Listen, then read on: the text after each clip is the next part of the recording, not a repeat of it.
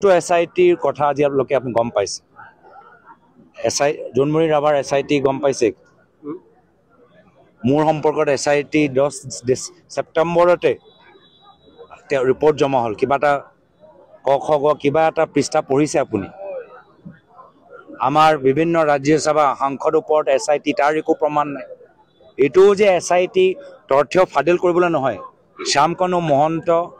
আৰু সেই পৰিয়ালৰ লগত নিজৰ ঘনিষ্ঠতা লুকাবলৈ কাৰণেহে এই এসআইটি গঠন কৰা গৈছে জুবিন গাৰ্গৰ মৃত্যু কেনেকৈ হ'ল এটো নহয় শ্যামকানু মহন্তৰ লগত হিমন্ত বিশ্ব শৰ্মা ডাঙৰীয়া তেখেতৰ পৰিয়ালৰ সদস্যসকল কিমান ঘনিষ্ঠ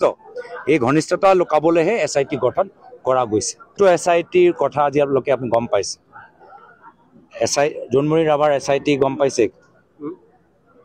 মোৰ সম্পৰ্কত এসআইটি 10 ছেপ্টেম্বৰতে ৰিপৰ্ট জমা হ'ল কিবা এটা ক খ গ কিবা এটা পৃষ্ঠা পঢ়িছে আপুনি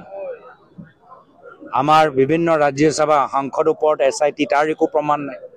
এটো যে এসআইটি তথ্য ফাদিল কৰিবলৈ নহয় শ্যামকানু মহন্ত আৰু সেই পৰিয়ালৰ লগত নিজৰ ঘনিষ্ঠতা লুকাবলৈ কাৰণেহে এই এসআইটি গঠন কৰা গৈছে জুবিন গাৰ্গৰ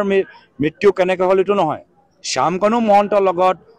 হিমন্ত বিশ্ব শৰ্মা ডাঙৰীয়া তেখেতৰ পৰিয়ালৰ সদস্যসকল কিমান ঘনিষ্ঠ